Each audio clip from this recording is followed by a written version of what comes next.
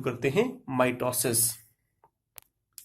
इससे पहले कि सेल डिवीजन प्रॉपर शुरू करें, प्रॉपर सेल डिवीजन को अंडरस्टैंड करना, समझना शुरू करें, कि कुछ चीज याद रखें, आपको बहुत काम आएगी। फॉर एग्जांपल एग्जाम में बहुत बार पूछा जाता है कि माइटोसिस किसने डिस्कवर किया, किसने माइटोसिस को सबसे पहली बार है ना डिस्कवर किया।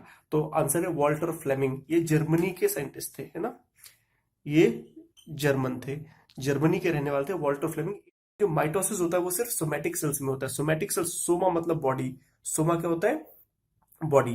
तो सोमैटिक सेल मतलब बॉडी सेल्स में माइटोसिस होती है। बॉडी सेल्स कौन से होते हैं, जिससे हमारा बॉडी बनता है। बॉडी किससे बनता है, बॉडी बहुत सारे ऑर्गन से मिलकर बनता है। ऑर्गन किससे बनते हैं, टिश्यू से बनते हैं। टिश्यू किससे बनते हैं, सेल से बनते हैं।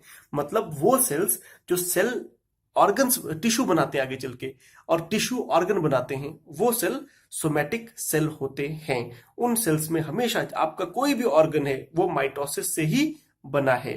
अगला देखिए, माइटोसिस में क्रोमोसोम नंबर सेम रहता है, कि एक सेल डिवाइड करके जब दो सेल बनाता है तो इन दोनों सेल में उतने ही जितने इसमें अगर 46 है तो इसमें भी 46, इसमें भी 46। ठीक है, ये माइटोसिस में होता है। क्रोमोसोम नंबर बदलता नहीं है सेल डिवीजन के बाद।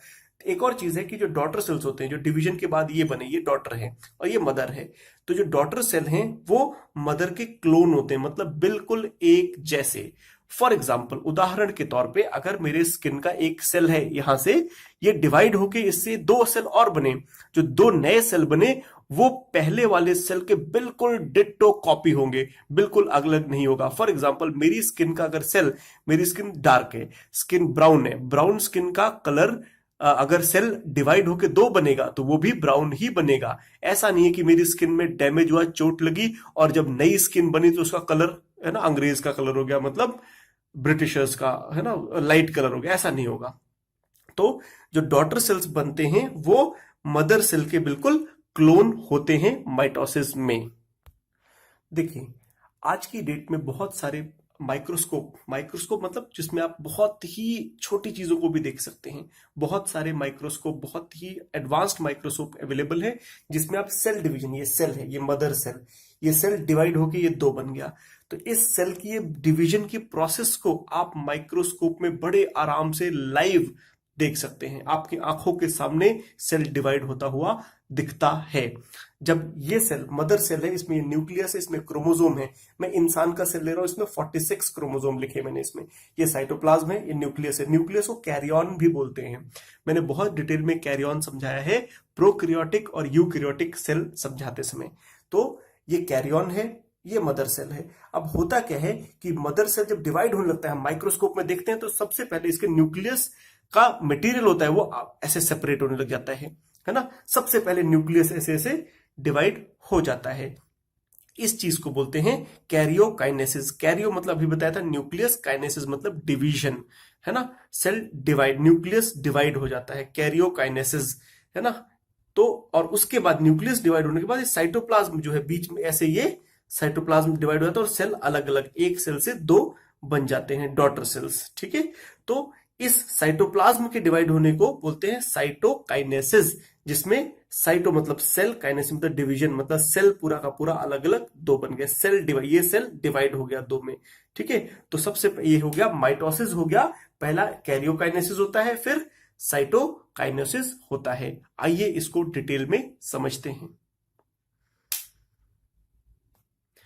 देखिए, जैसे कि सेल डिवीजन हुआ, एक सेल, फिर से अगेन स्किन को लेता हूं, स्किन का एक सेल लिया, वो एक सेल से दो बने, ये जो दो बने उसमें से एक है नया, न्यूली फॉर्म्ड सेल, अभी अभी बना है। जैसे ही सेल बनता है, इसका मतलब ये नहीं कि तुरंत वो खुद भी डिवाइड होना शुरू हो जाए, वो एक रेस्टिंग फेज में आता है ना। पहले सेल अपने आप को डिवाइड होने की तैयारी करता है, मतलब जो सेल नया नया अभी बना वो क्या करता है, कुछ रेस्ट करता है, अपने आप को प्रिपेयर करता है सेल डिवीजन के लिए। उसके बाद क्या करता है, वो एनवायरमेंट से, अपने आसपास से ऑक्सीजन, न्यूट्रिएंट्स मतलब है ना पौष्टिक तत्व वो सेल लेता है, इससे पहले कि वो डिवाइड हो, पौष्टिक तत्व लेता है और अपने आप को ग्रो करता है। वो सेल ग्रो करता है, वो पूरी तरह से डेवलप होता है कि नहीं। डेवलप होने के बाद, ग्रो करने के बाद वो अपना फंक्शन करता है। हर सेल का कोई ना कोई फंक्शन होता है। फॉर एग्जाम्पल, लिवर के सेल्स होते हैं, वो कई प्रकार के केमिकल सिक्रीट करते हैं। पेनक्रियाज के सेल्स होते हैं वो केमिकल सिक्रीट करते हैं जो आपके डाइजेशन में, ब्लड शुगर कंट्रोल करने में ये सब काम आते हैं। मतलब सेल का फंक्शन है। तो सेल अपना फंक्शन करता है। सेल अकेला नहीं, सेल टिश्यू का पार्ट होता है, अपना फंक्शन करता है। और फिर जब मेच्योर सेल हो जाता है तो फिर वो डिवाइड होने के लिए तैयार होता है। ये जो पूरा फेज आता है, इस फेज को बोलते हैं इंटरफेज। मतलब एक बार सेल डिवाइड हो गया, ये नया बना, अगली बार डिवाइड होने से पहले, इंटर मतलब इंटरवल, बीच का टाइम, है ना, ये क्या हो गया आपका इंटरफेस। इंटरफेस, ये इंटरफेस क्या हो गया, सेल डिवीजन के बीच का समय। ये सेल अब डिवाइड होगा अगले इंटरफेस के बाद। ठीक है, ये जो होता है ये लॉन्गेस्ट पीरियड होता है, सेल की जिंदगी का सबसे लंबा पीरियड इंटरफेस में होता है। जो इंटरफेस होता है वो 3 भागों में डिवाइड कर सकते हैं। G1 मतलब गैप 1, ठीक है, बीच में जो गैप है ना, अगला कार्रवाई करने से पहले गैप आ रहा है, तो गैप 1 के बाद सिंथेसिस करता है। एस मतलब सिंथेसिस फेज, जिसमें वो जेनेटिक मटेरियल सिंथेसाइज करता है। फॉर एग्जांपल, है ना, 46 क्रोमोसोम है तो जेनेटिक मटेरियल इतना है।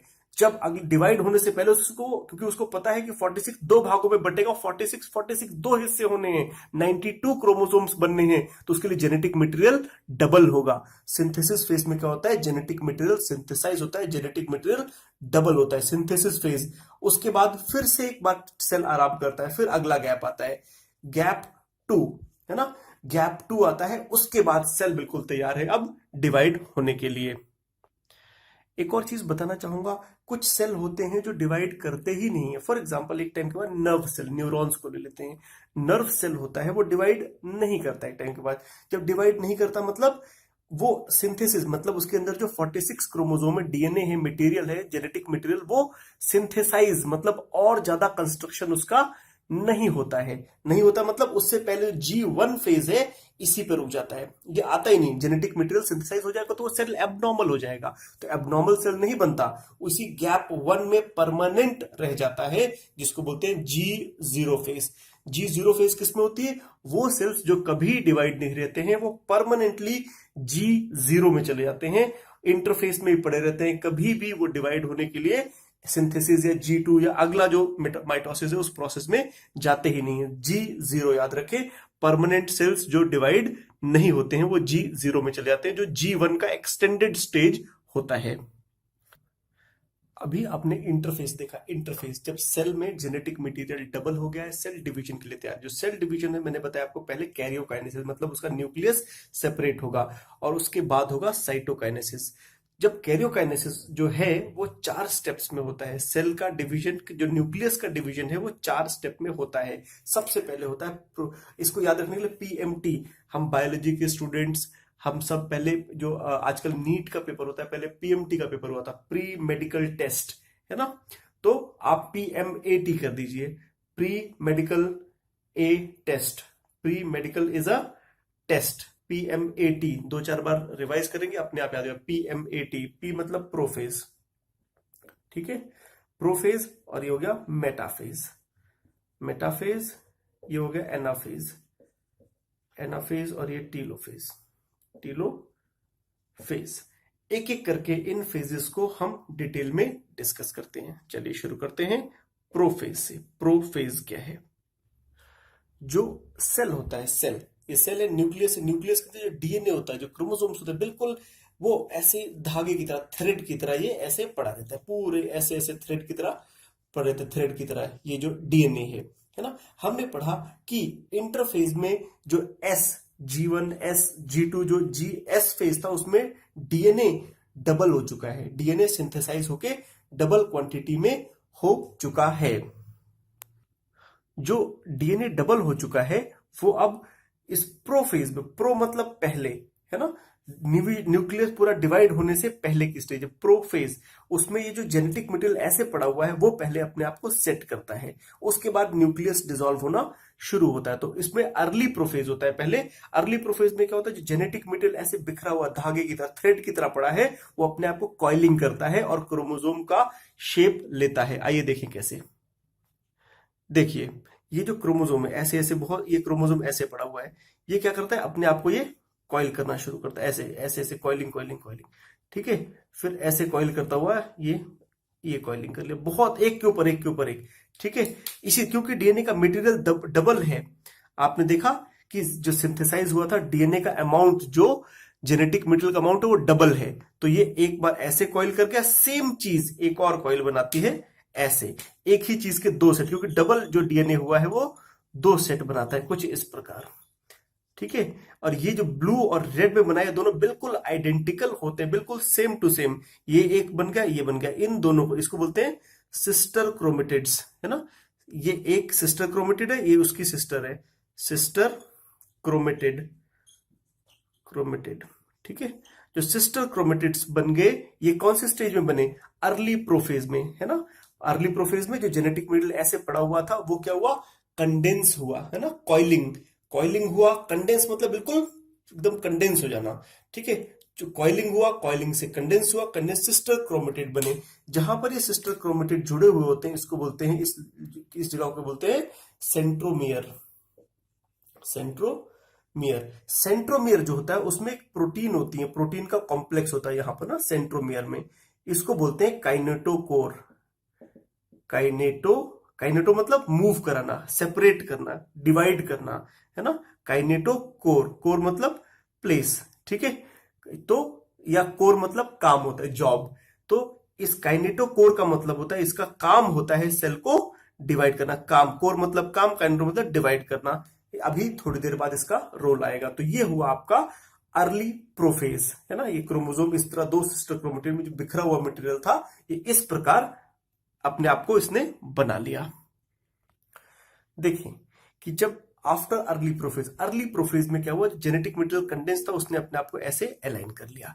अब देखें, ये जो अलाइन की एक क्रोमोसोम है, ये एक क्रोमोसोम था जिसने अपना एक डुप्लीकेट कॉपी बना के ऐसे अलाइन किया। इसी तरह अगर इंसान का सेल है तो उसमें 46 क्रोमोसोम होते हैं, ऐसे ही 46 क्रोमोसोम होंगे। समझने के लिए मैं भी एक बना रहा हूं फिलहाल। तो ये हो गया आपका ये प्रोफेज, प्रोफेज का अर्ली प्रोफेज। आप आते हैं लेट प्रोफेज में। देखिए लेट प्रोफेज में क्या होता है कि जो ये मैंने आपको क्रोमोसोम बताया था, आपको यूकैरियोटिक सेल में बहुत डिटेल में इसके अंदर के स्ट्रक्चर को समझाया हुआ, जिसमें मैंने बताया है आपको एक अपना न्यूक्लियोलस होता है, न्यूक्लियस के अंदर एक न्यूक्लियोलस होता है। इसका फंक्शन जानना है, आप एक यूकैरियोटिक सेल एक बार पढ़िए जरूर। उसके बाद न्यूक्लियस के बाहर एक चीज होती है जिसे कहते हैं सेंट्रियोल। सेंट्रियोल स्पिंडल फाइबर्स बनाता है, ये भी मैंने यूकैरियोटिक सेल समझाते समय काफी डिटेल में बताया हुआ है। स्पिंडल फाइबर ये बनाता है। अब स्पिंडल फाइबर बनाता है, इसका रोल अभी यहां पे सेल डिवीजन में आएगा, ये ऑर्गन होता क्यों है। अब देखें लेट प्रोफेज में क्या होता है, ये क्रोमोसोम तो बन चुका था, ये अर्ली में, लेट में ये जो न्यूक्लियोलस है ये डिसअपियर होना शुरू हो जाता है। न्यूक्लियोलस अंदर से डिसअपियर होना शुरू हो जाता है, न्यूक्लियोलस डिसॉल्व हो जाता है, इसके अंदर घुल जाता है न्यूक्लियोलस, है ना। और ये जो सेल की जो ये न्यूक्लियस की मेम्ब्रेन है, न्यूक्लियर मेम्ब्रेन, ये भी क्या होती है, ये अपना डिसॉल्व होना शुरू हो जाती है लेट प्रोफेज में। ये डिसॉल्व मतलब न्यूक्लियस अब रहेगा ही नहीं, क्यों? क्योंकि बाहर निकलना है, दो हिस्सों में इसको बंटना है। जब कन्फाइंड रहेगा तो कैसे दो हिस्सों में बटेगा, तो इसके ऊपर का जो प्रोटेक्टिव लेयर है वो डिसॉल्व हो जाता है ताकि ये आजादी से दो हिस्सों में बट सके। तो न्यूक्लियस की लेयर डिसॉल्व हो गई। अब स्पिंडल फाइबर इसे खींचेंगे दोनों तरफ, तो मतलब ये स्पिंडल फाइबर बनाता है। तो इसके सेंट्रियोल क्या होता है, इसके दो हिस्से होते हैं, वो दोनों पोल की तरफ मूव करना शुरू कर जाते हैं, सिलिंड्रिकल शेप में ऐसे होते हैं, ये मूव करना शुरू कर जाते हैं पोल की तरफ। यहां था पहले, इधर एक चला गया एक पोल की तरफ, एक ये नीचे पोल की तरफ अपोजिट डायरेक्शन में सेंट्रियोल्स मूव कर गए। तो ये 3 स्टेप होते हैं लेट प्रोफेज में, ठीक है। पहला स्टेज था प्रोफेज, PM, अगला के M मतलब मेटाफेज। मेटा का अर्थ होता है मिडल में, मतलब सेल के बीच में। ये जो क्रोमोसोम, अब इसका न्यूक्लियस का अस्तित्व खत्म हो चुका है, नो न्यूक्लियस, पूरा जेनेटिक मटेरियल क्रोमोसोम्स मैंने एक बनाया है, मैंने बताया ऐसे बहुत सारे क्रोमोसोम होंगे, तो इसको समझाने के लिए एक है। ये अब इसकी जो 2 कॉपियां बनी थी, ये ऐसे हो गया, ये सेंट्रोमियर है, सेंट्रोमियर के दोनों तरफ काइनेटो कोर है। मैंने बताया था काइनेटो मतलब डिवाइड करना, कोर मतलब जॉब, जिसका काम ही है इस सेल को डिवाइड करना। तो क्या होता है, ये जो आपका जो मूव किए थे इसको बोलते हैं अपना सेंट्रियोल्स। यहां से सेंट्रियोल से स्पिंडल फाइबर्स बनते हैं, स्पिंडल फाइबर्स जो कि आके इसमें अटैच होते हैं। काइनेटोकोर में प्रोटीन कॉम्प्लेक्स होता है जिसकी तरफ ये अट्रैक्ट होते हैं, ये स्पिंडल फाइबर्स, ये आके इसको जकड़ देते हैं। स्पिंडल फाइबर्स इसको क्रोमोसोम में जो काइनेटोकोर को जकड़ लेते हैं और इसमें आपस में रस्सा कसी होती है, मतलब कभी ये इधर खींचता है, कभी ये इधर खींचता है। क्यों खींचता है मैं अभी बताता हूं। मैंने समझाने के लिए एक और क्रोमोसोम बनाया, इसमें 4 क्रोमोसोम बनाए। स्पिंडल फाइबर आए यहाँ पे काइनेटोकोर से अटैच हो गए, काइनेटोकोर इधर से भी और इधर से भी, ये आपस में खींचतान करके सेल के सेंटर बिल्कुल सेंटर में क्रोमोसोम्स को अलाइन कर देते हैं। इसको बोलते हैं मेटाफेज, मतलब मेटा मतलब मिडल में इनकी अलाइनमेंट हो जाती है। अब आते हैं एनाफेज में। एना का मतलब होता है बैक मतलब खींचे, है ना।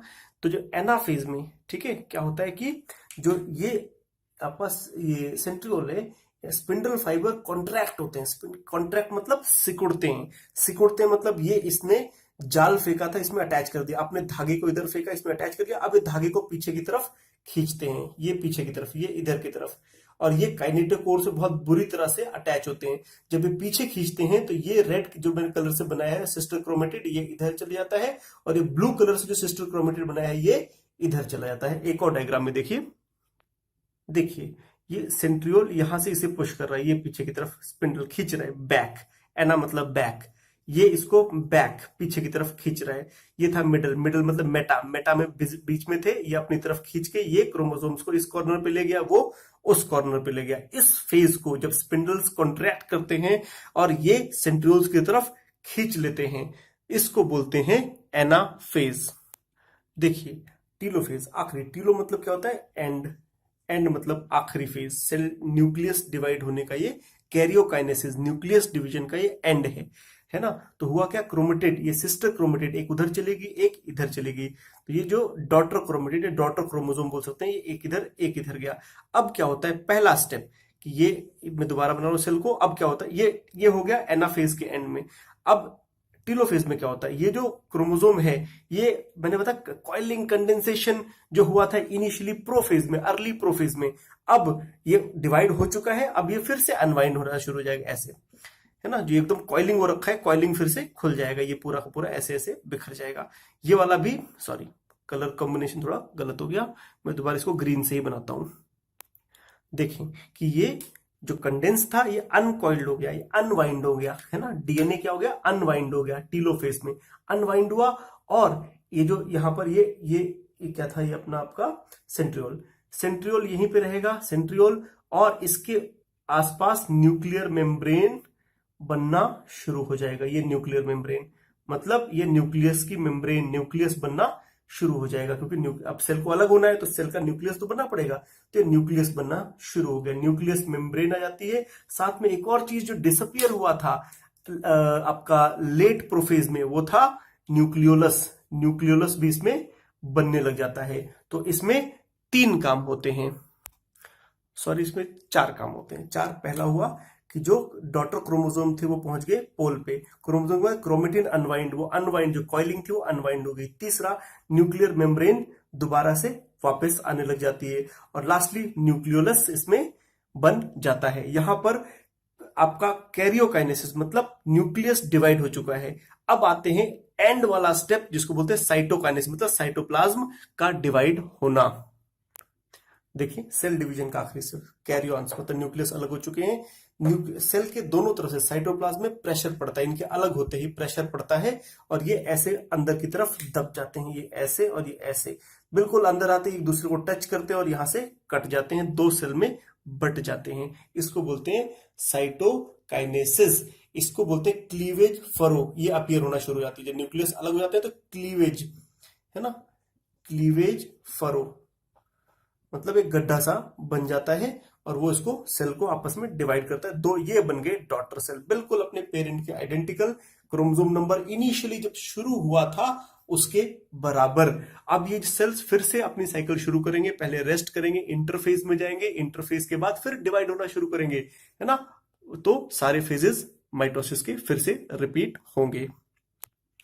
जो इसके माइटोसिस है उसके 4 PMAT है ना, प्रोफेज, मेटाफेज, एनाफेज, टीलोफेज, इनको जस्ट याद रखने के लिए एक तरीका है। ये PMT का मतलब PMAT बनाया था, प्रो मतलब पहला, मतलब माइटोसिस का पहला जो स्टेप होता है वो प्रोफेज होता है। प्रो पहला से याद रखें। मेटा मतलब मिडल, कि क्रोमोसोम सारे मिडल में आ जाते हैं।